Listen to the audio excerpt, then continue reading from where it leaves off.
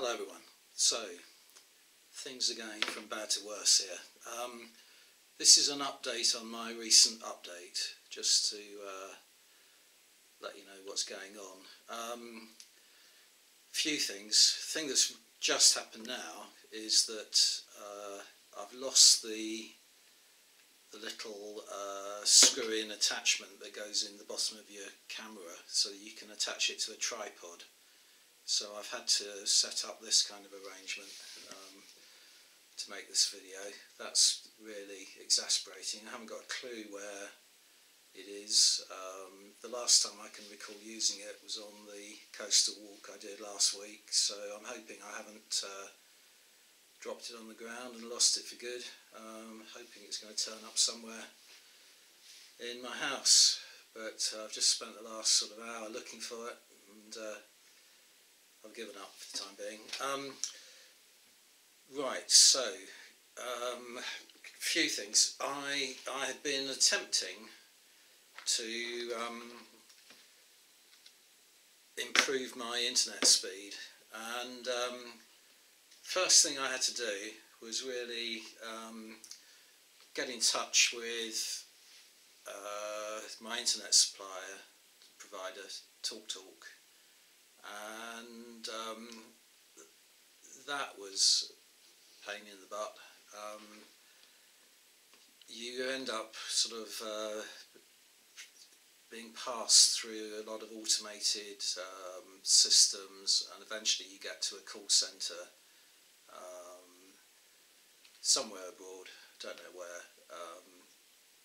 Quite hard to communicate with people. They're perfectly decent people, but the English isn't their first language, and trying to explain the problems that you're having with your internet can be really difficult.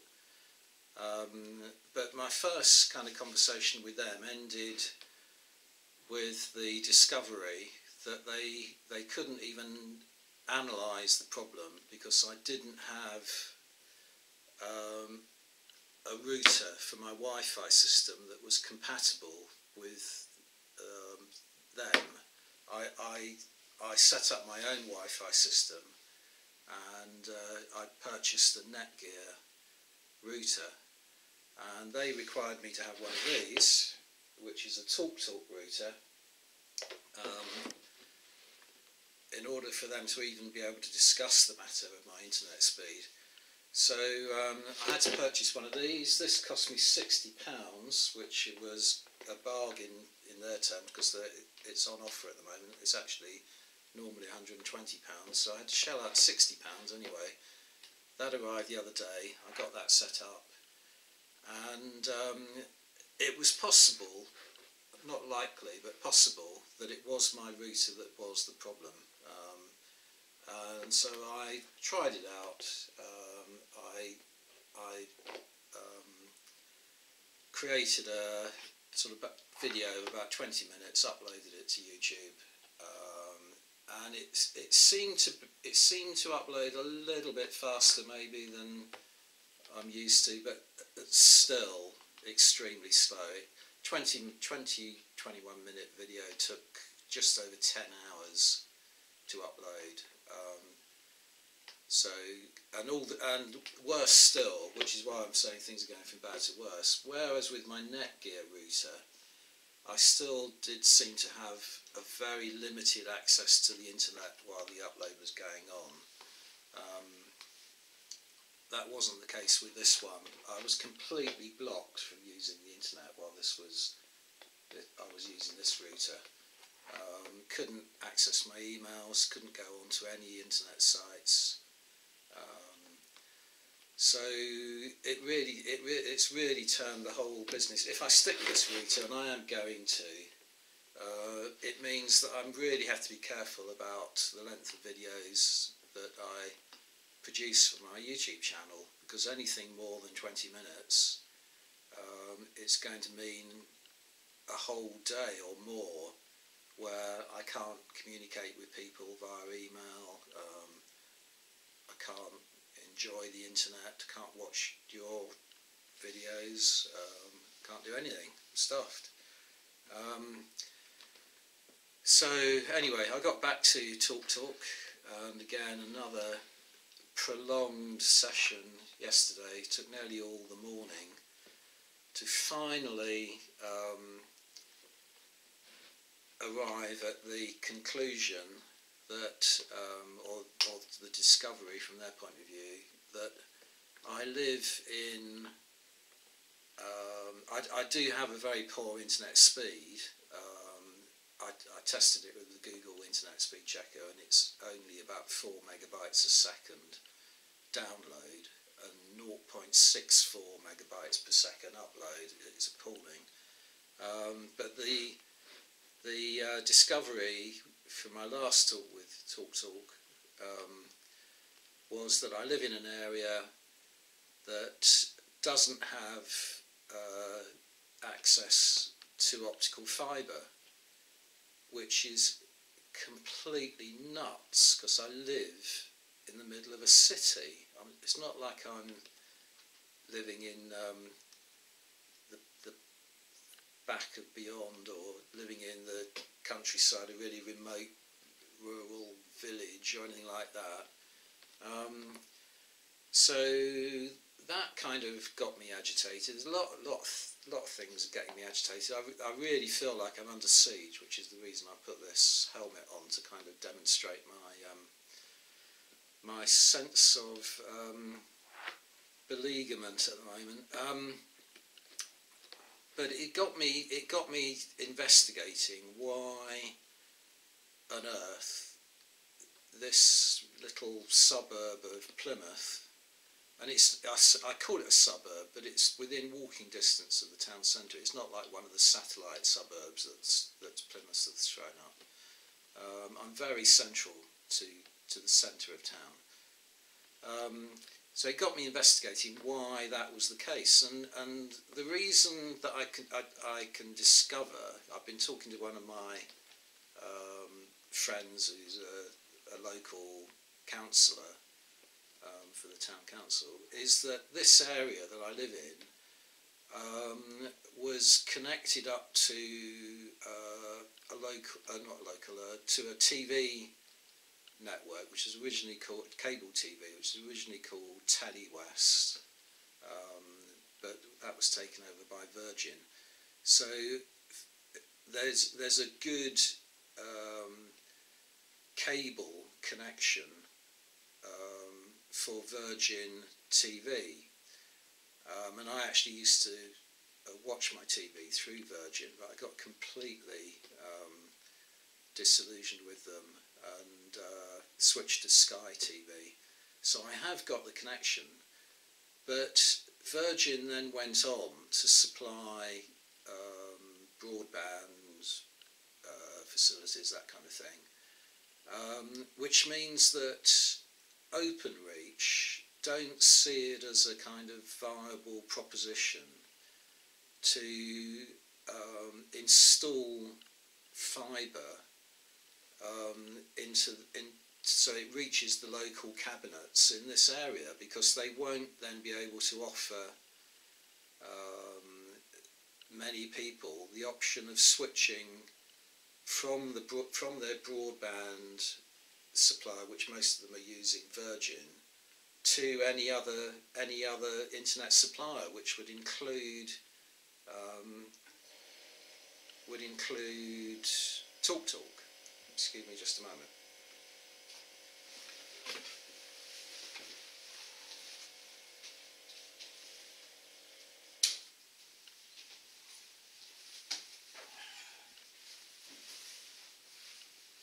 Everything conspiring against me today. That was my fridge, as usual, coming in on cue. Yeah, so any company that provides a broadband service through the kind of copper cabling or the optical cabling of the phone networks cannot reach this part of this tiny little enclave in Plymouth. So if I want to improve my internet speed, I have to go through Virgin. I'm really reluctant to do it. I hate feeling kind of that I have no choice, no alternative route. And on top of that, what it would involve is a huge amount of disruption. I would have to check, obviously, my email address and that kind of thing will change. That then has a knock-on effect to all the websites and forums I belong to, online accounts such as my Google account. Your user kind of ID is always your email address, so that would all have to change. If I wanted to also use Virgin's phone service, then my phone number would change, and I'd have to contact all my family and friends and tell them my phone number's changed. But if I keep my old phone number and stay with TalkTalk, I might as well stay with them for my internet, and then have Virgin. It looks possible that I might have to have Virgin as a parallel and second internet supplier, and only use it to upload my videos to get a decent upload speed with them. That's a really expensive choice because I'm paying for 2 internet suppliers, and Virgin are expensive anyway. And on top of which, I've also discovered that Virgin's upload speeds aren't terribly good. I mean, I'm assuming they're going to be a lot better than the upload speed I've got at the moment, but they're still not rated for their upload speeds. Their speed and what they boast of is their download speeds. So it's still not going to be an ideal solution. And I really wish that there was some priority being put into Openreach extending the fibre network to my neighbourhood.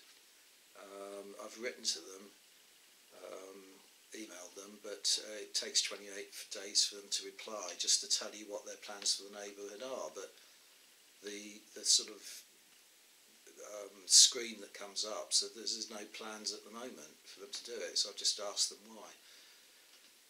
So that's all that. Anyway, another really frustrating thing that happened was I mentioned that I uploaded this video to test my upload speed. It took 10 hours. One of the things that I'd experimented with on that, and I've not published the video, I've deleted it, partly because of this problem, was that I've had another issue with music and soundtracks to my video and that kind of thing, and I've never been very happy with the music that's available for use that you can obtain from YouTube. So I thought I would attempt, I realised it was on the kind of cusp of being an infringement of copyright, was that I thought I would purchase this, which is a record turntable. It's also got CD and radio in it as well, but I wanted it for the turntable, and it has a USB port, so it would enable me to play my old records and transfer them to a memory stick, and then to use that music on my videos. And the music, I could choose the music more carefully. I could get stuff that I liked, that was better attuned to the mood of the videos and so on. And I didn't see why it would be a problem, because some of my records are 50 years old or more. I understand that, say, pop music from that era, the artists might still claim some kind of copyright on them, but things like classical music, where the artists are long dead, the orchestras are long disbanded. Sometimes even the countries where the orchestras were based don't exist anymore. If you're recording that and putting it onto your videos, I really didn't see what the problem would be. Plus, I was hoping that YouTube's software that detects music and then matches it against its library of copyrighted material wouldn't extend as far as some really obscure classical recordings, that it would probably fail to identify the particular artist that was playing a particular well-known piece of classical music, for instance, and I would kind of get away with it. It would fall off their radar, as it were, and they wouldn't pick it up. So what I tried to do, excuse me a minute. I used an old video that I made well over a year ago, which was to show you my lead mountain of unpainted Wargames figures. And this particular video that I made at the time, it took me all day, about 8 hours, to go through all my unpainted figures. I claim the title of holding the biggest lead mountain out of any of you. I'm sure mine is way outside what you even would contemplate as being feasible. It took me 8 hours to go through it all, and the video itself, footage that I produced, was 2 hours 20 minutes long. Now, there was no way that I could put that up, given that it takes me 10 hours just to get a 20-minute video up. Imagine how long that would have taken to upload. So I just put it to one side. But I thought what I would do, for the purposes of testing my speed now, was to speed the whole thing up, kind of condense it down to about 15-20 minutes long, and use a soundtrack that I had recorded for one of my old record collections, and then upload that. So I used this LP. This is a recording of Sir Arthur Bliss conducting the London Symphony Orchestra, and it was recorded in 1959. The London Symphony Orchestra obviously still around, but Sir Arthur Bliss long gone. And part of this recording is Bliss wrote the soundtrack, or the accompanying music, to a film called Things to Come in the 1930s. So I recorded that, put it as the backdrop to this video that I was putting up, and incredibly, immediately it was uploaded. 10 hours, of uploading. YouTube immediately flagged it up as containing copyrighted material, and they'd identified it as being Sir Arthur Bliss conducting the London Symphony Orchestra. And absolutely amazing that they can do that. Their software is so sophisticated, but it's really, really frustrating, because the music, I can understand people, current musicians, finding it hard to get their music out there and to make a living from their music, and I can perfectly understand why they would feel aggrieved if people were pinching their music, put it on their videos and so on. But for someone to actually mine old music, which is what is happening, the copyright's claimed by someone called the Orchard Music or something like that. What people are doing is they're actually mining old archival material and old recordings, and then purchasing the copyrights on them so that they can then sell it to you, basically. I don't think that's an appropriate thing to do.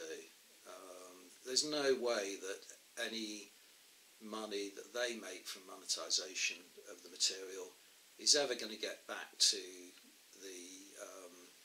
London Symphony Orchestra, or to the family of Sir Arthur Bliss, if he has any one that he passed the proceeds of his will and his recordings and so on onto. So I think that's completely insidious, but I'm not going to risk having strikes against my channel and so on if I can.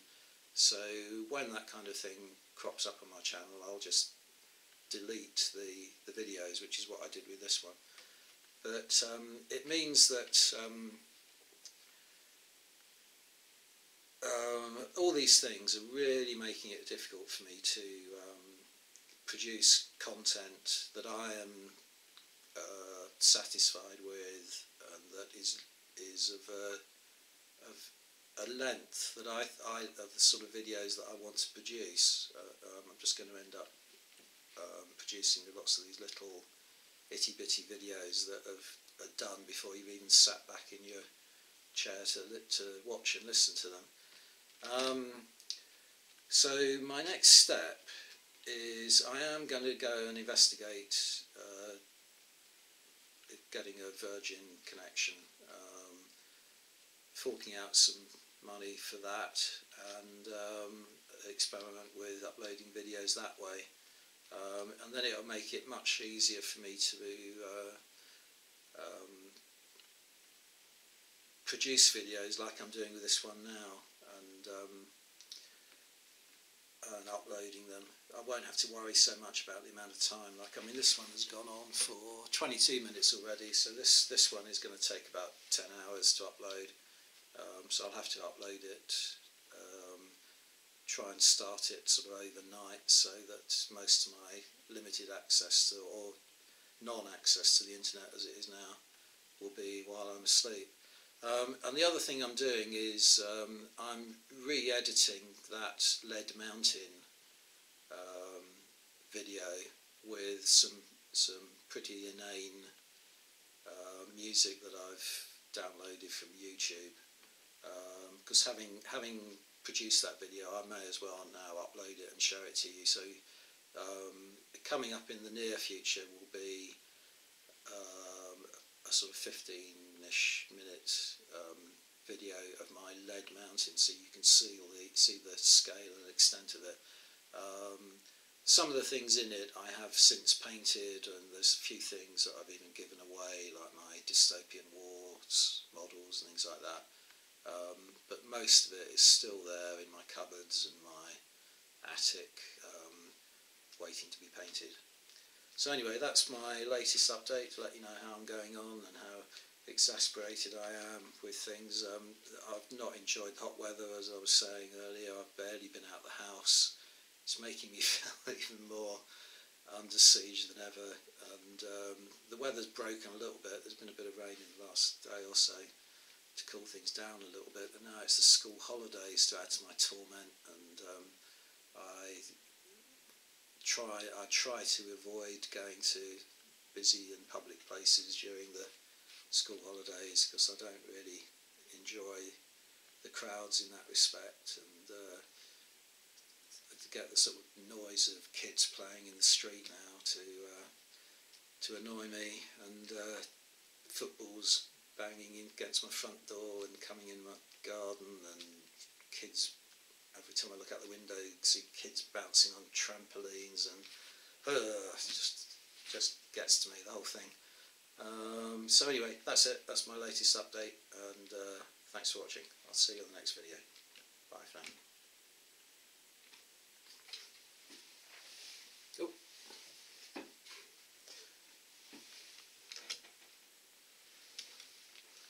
Sorry, one other thing I did forget. I don't normally do this, but this is a sort of slight irony in that while I'm painting my Lead Mountain, I did try not to purchase too many more figures, but look at the time. Yeah, in order to well, I was thinking of exploring wargaming, something in the 18th century. I've long had an interest in the period, but it's a period of history that I've never wargamed, and I'm not particularly bothered about the main periods that seem to occupy most people, which is like the American War of Independence and the French-Indian Wars. They interest me, but they don't appeal to me greatly. I'm more attracted towards either the sort of Malburian period or the middle of the 18th century. Oh, excuse me.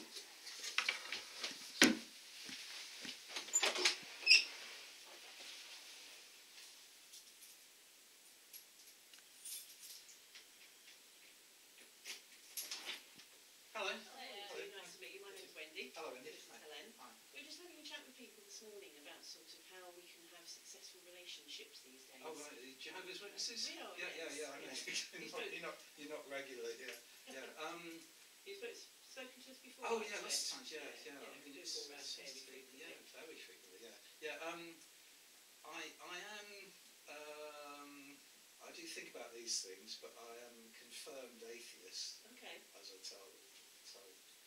Told previously. Yeah. Yeah. I completely disagree with you on that. Well, okay. Yeah, that's fair enough. But it's been really nice to meet you. You too, anyway. yeah. Right, Very yeah. nice to meet you. What's your name? Ralph. Mr. Ralph. Nice to meet you, Ralph. Yeah. And we'll see you another time.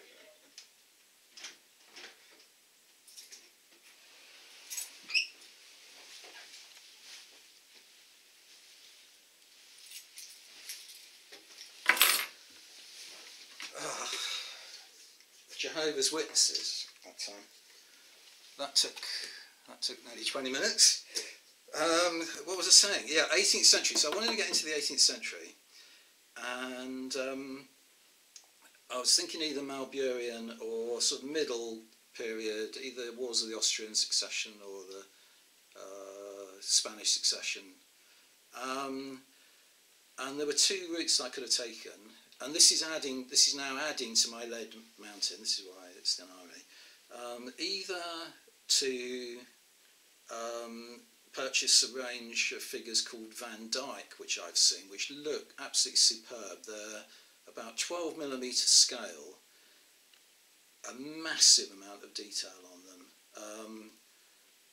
And I was really considering those, tempted by those. But the thing that put me off them was that they haven't got a very extensive range at the moment, so I would have to kind of wait for them to bring out, I don't know, artillery, all that kind of thing.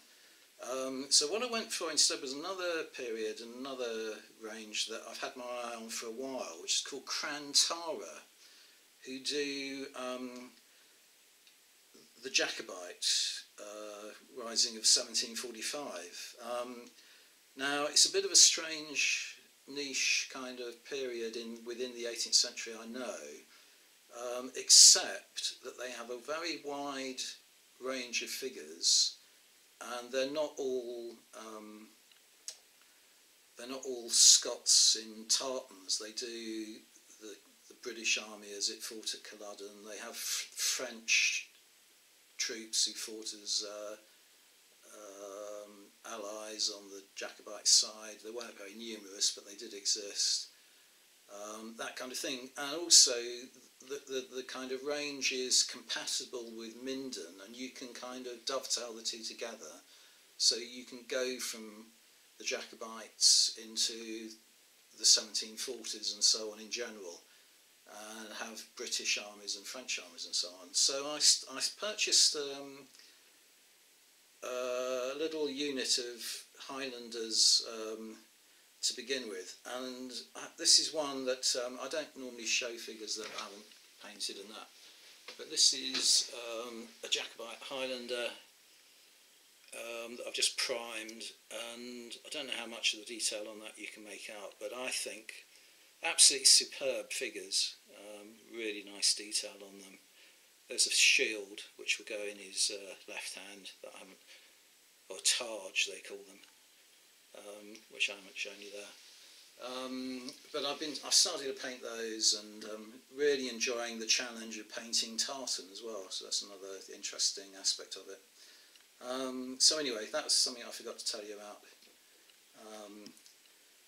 and that is the end of my video. Thanks very much for watching. Bye once again.